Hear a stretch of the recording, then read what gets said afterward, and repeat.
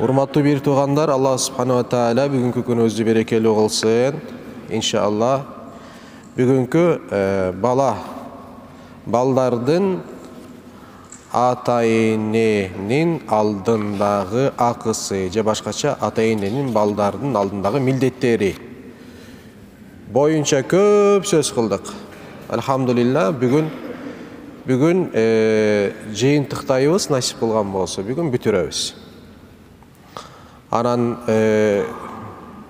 кеч калгандар, анан башынан сабактын башы, бүгүн 6-чы сабагыбыз болот. 6 жумадан бери иштеп атабыз. Ошо 6 сабактан бери кайсы бир сабакка катыша албагандар болсо, биздин эмебизде, YouTube'да каналыбызда бар, толук 1-ден 6-га чейин ошол жарыяланат. Ошол жерден барып көрүп алсаңыздар болот иншалла. Жакшы болот. Эми ата болгондон кийин, эне болгондон кийин кичине Алланын астында болгон ошол эмебизди, аталык, энелик болгон милдеттерибизди билип, ошого жараша аткарганга аракет кылсак, Алла Таала береке берсе, өзүбүзгө жакшы болот. Өзүбүзгө эле жакшы болот, иншалла.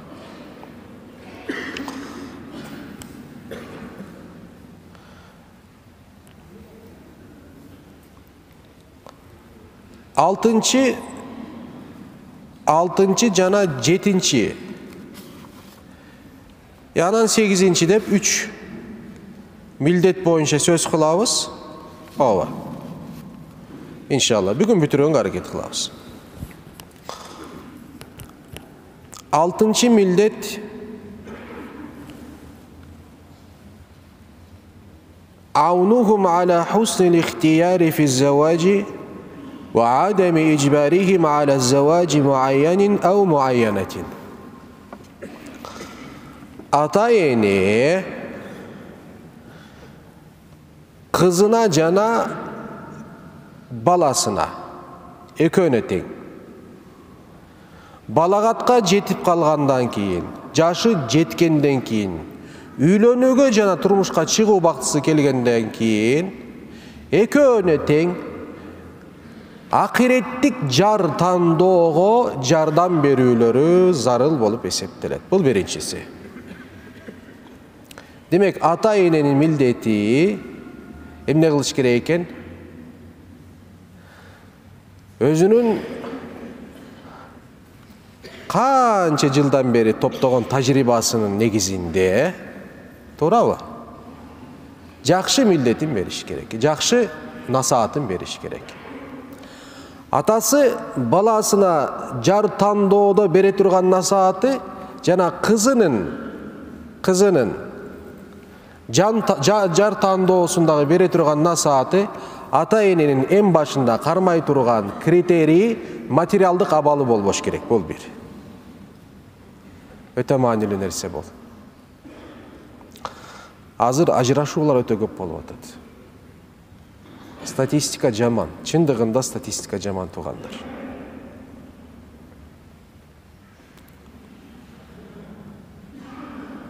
Официалдуу түрдө ЗАГСта катталган 5 никеден 4-өө ажырашуу менен бүтүп атат азыркы учурда.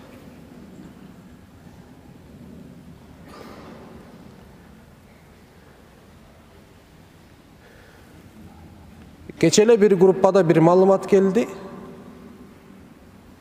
Айтат, биздин балабыз мектепте канчанчы класс? 3-чү, 4-чү класс ба? Айтор айырмасы жокко. Ошол жерде 30 бала окуйт. 30 баланын 5-өөнүн эле ата-энеси бар. Чогуу жашайт да. Калгандардыкы ажырашкан дейт.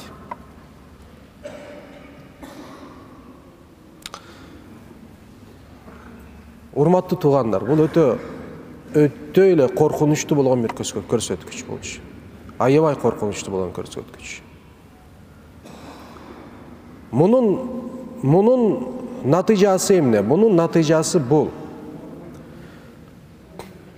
Өлкөбүздө үй бүлө институту такыр эле иштебейт деген сөз. Үй бүлө баалуулуктары үй бүлөнүн ичинде айтылбайт жана сырттан да үйрөтүлбөйт деген сөз. Үй бүлөнүн ичинде ата энеси отурганда үй бүлө баалуулуктарын айтат. Айткан учурда ошол үй бүлөнүн баалуулуктары айтылыш керек. Бала тамак жеп атканда, ата энесинин ошол сөздөрдү угуп жатканда эмне кылат? Ага сиңет.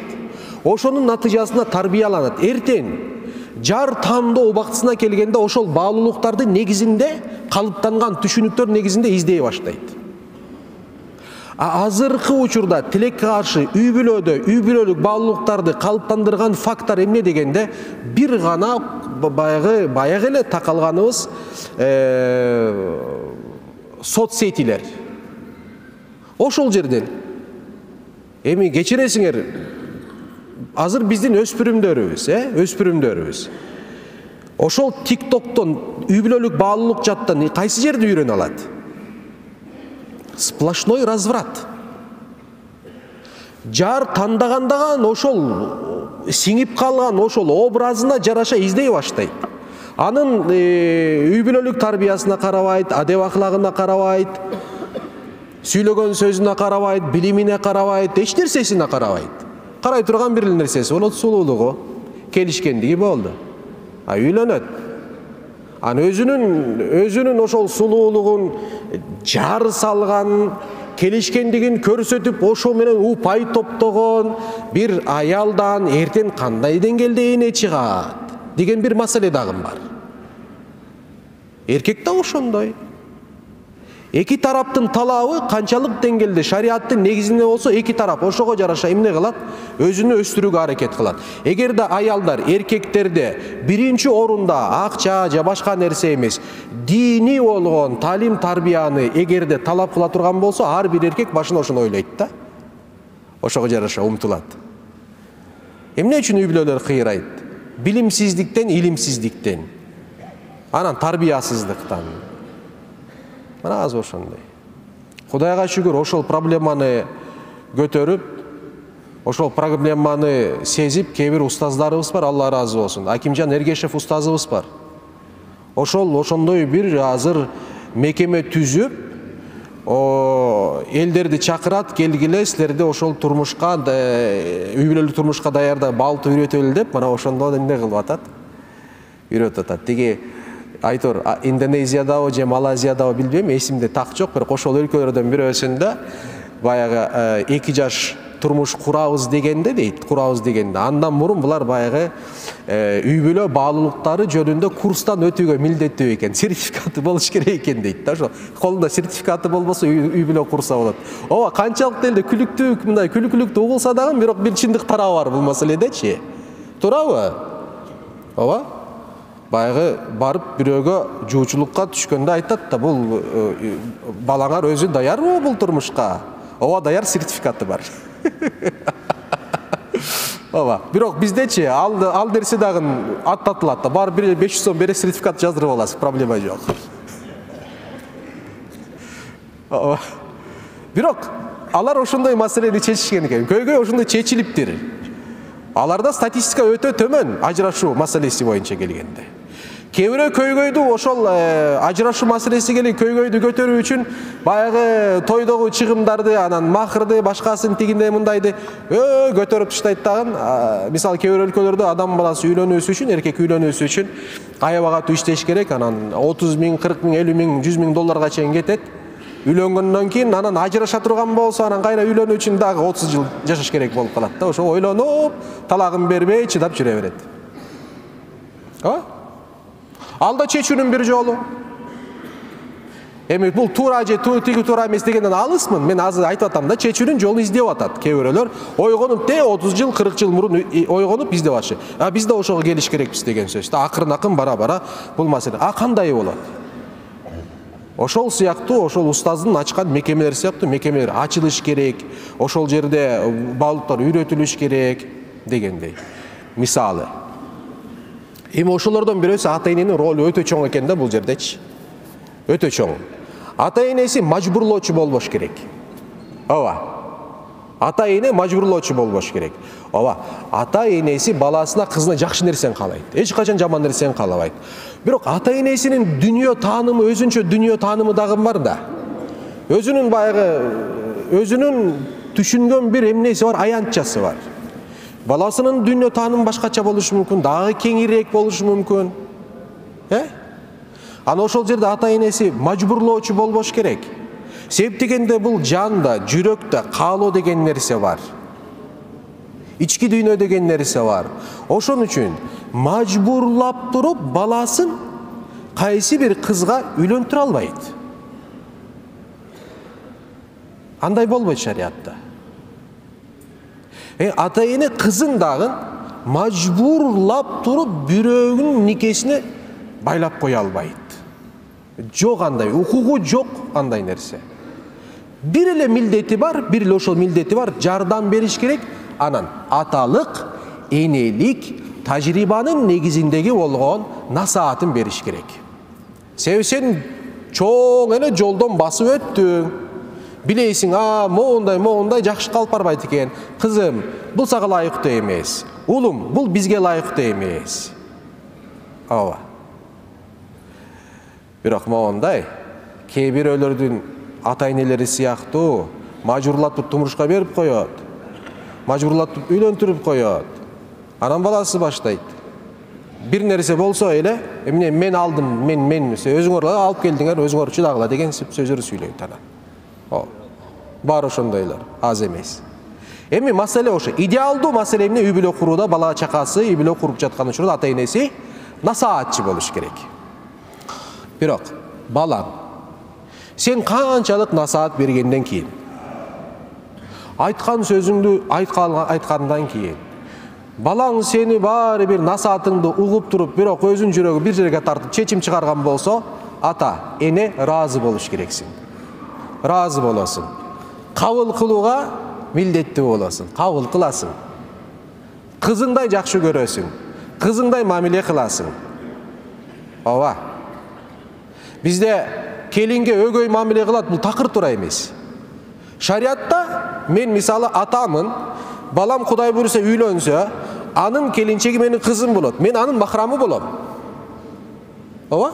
Менин алдымда жолукту чечип эле жүрсө эчтеке болбойт, күнөө болбойт. Кызым кандай болсо, ал да ошондой болот. А сен кызыңа кандай мамиле кыласың? Кызыңа кызыңдай мамиле кыласың. Демек буга да кызыңдай мамиле кылыш керексиң. А тиги келин дагы анын бир эле ата энеси эмес, турмушка чыккандан кийин эки атасы, эки энеси болот. Ооба? Ошондой баалуулуктар негизинде тарбиялаш керекпиз балдарыбызды. Өзүбүз да ошол баалуулуктардын негизинде калыптанабыз, ошондо өзгөрөбүз, ооба. Өзгөрүүбүз зарыл. Ооба. Сен таш эмессиң. Ооба. Өзгөрөбүз. Аракет кылабыз иншаллаху рахман. Ошон үчүн бир күнү Азирети Айша энебизге бир келин келет дагы айтат. Мен Азирети пайгамбарга келдим дейт. Эмне болду десе, менин атам мен разылыгым жок бирөөгө эмне кылды? Мени турмушка берди. Мен разы эмесмин дегенде, анда күтө тур дегенде Азирети пайгамбар келет дагы. Азирети пайгамбар келгенде тиги келин айтып берет пайгамбарыбызга. Пайгамбар айтат, атаңды чакыр дейт. Атасы келгенден кийин Азирети пайгамбар айтат, эми кызым дейт, танда. Атаңдын алдында сен тандоо укугу сага атаңа эмес, сага берип атам. Нике кыйылды, бүттү, карасаңыздар. Нике кыйылды, жашап атат. Эмне деди? Тандоо укугун кызым сага берип атам, танда. Тиги менен же жашайсың, же жашабайсың. Дегенде кыз айтат, жо, атама разы эле болдум дейт. Атамга разы болдум. Тиги менен жашайм, бирок менден кийин мусулман аялдар бирисин атасынын мажбурлоо милдети жок экендиги үчүн келдим деп айттым дейт. Карасаңыздар, сабак. Өтө чоң сабак. Бирок кайра эле айтып атам, мажбурлоо укугу жок такыр эле. Бирок насаат берүү милдети бар. Түшүнөлү. Насаат берүү милдети бар. Насаатыңды бересиң, туура жолду көрсөтөсүң.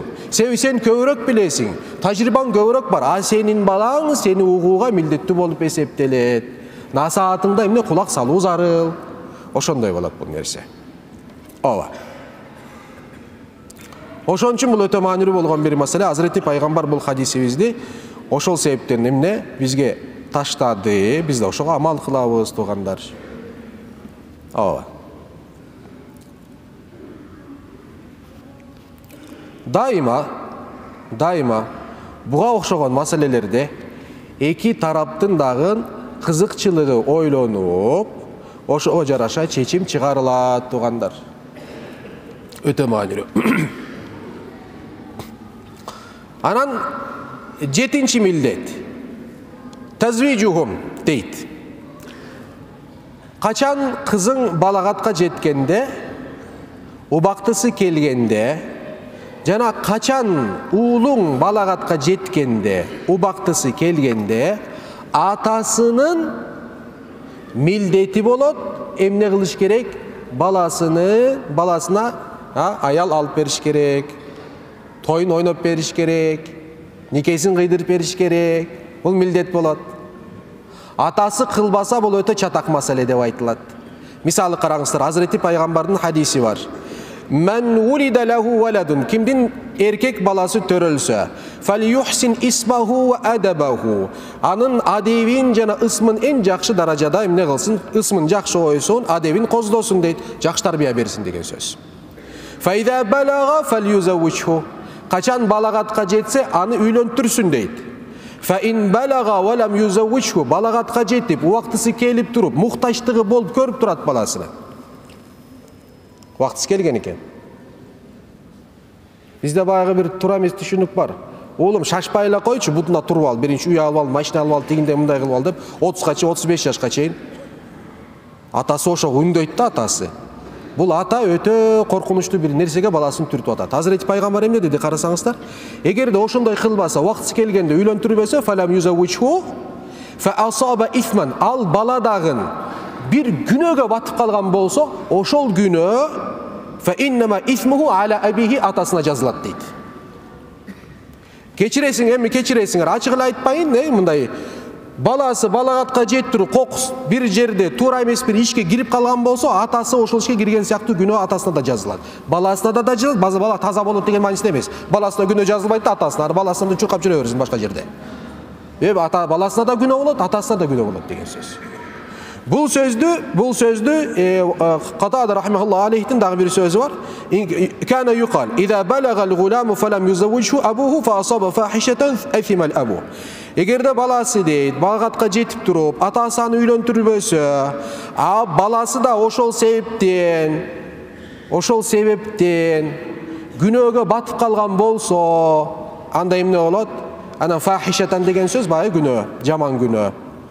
Зына да Этимал абу, ата күнөөкөр болот дейт. Ата күнөөкөр болуп эсептелет дейт. Ошон үчүн туугандар өтө маанилүү нерсе булардын баары. Акыркы милдет ата эне эмне кылыш керек? Ата энеси бала чакасына дайыма жакшы батасын берип туруш керек дейт. Жакшы батасын берет. Ачууланган учурда да жакшы батасын берет дейт. Hazreti Пайгамбардын хадиси: La ted'u ala anfusikum. Özüңөрдүн зыяныңарга дуа кылбагыла. Ya Rabbi мага өлүм бер.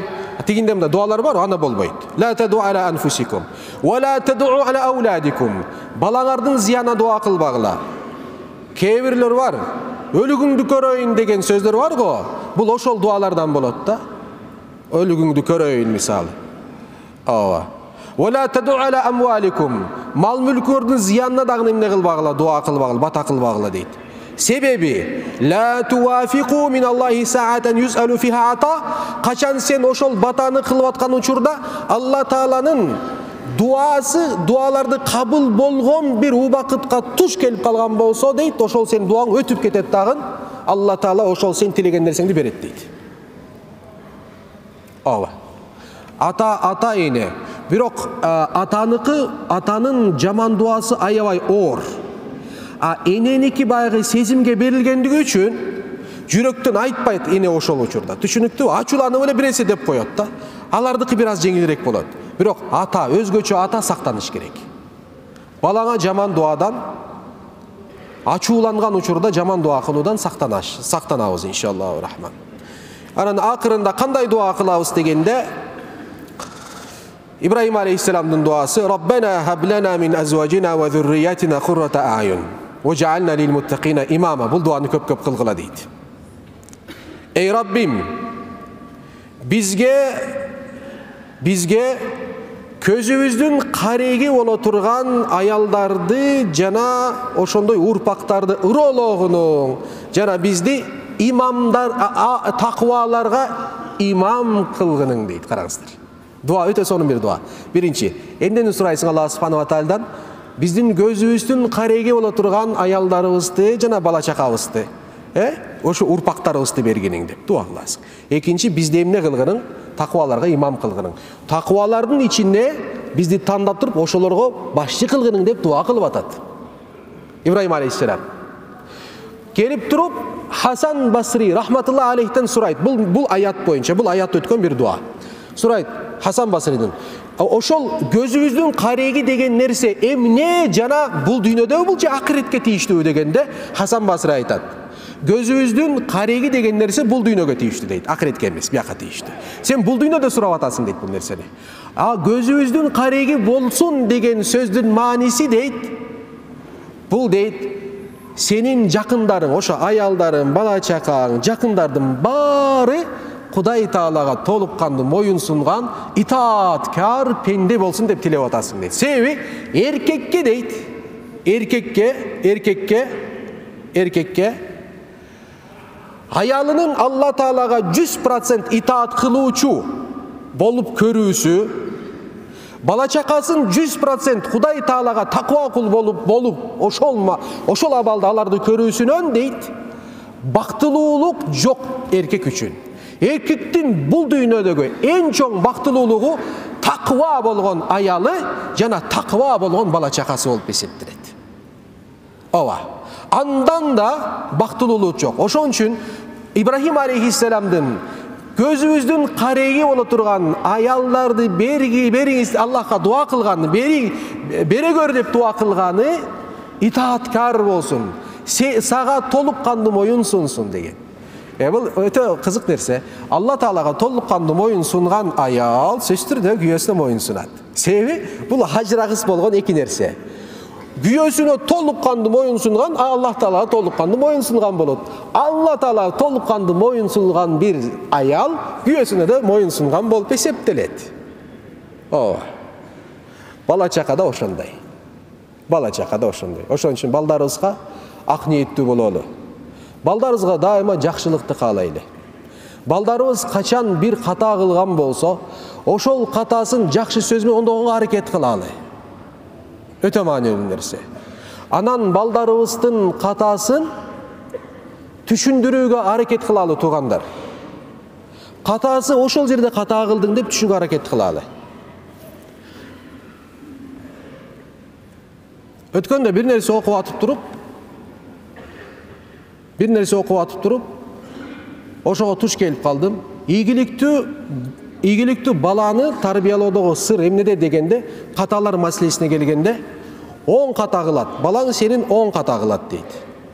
Биринчи ката кылганда, түшүнүктүүбү? Көрмөксөң бол дейт. Айыптаба. Ката деп айт, бул ката туура эмес, бирок айыптаба дейт.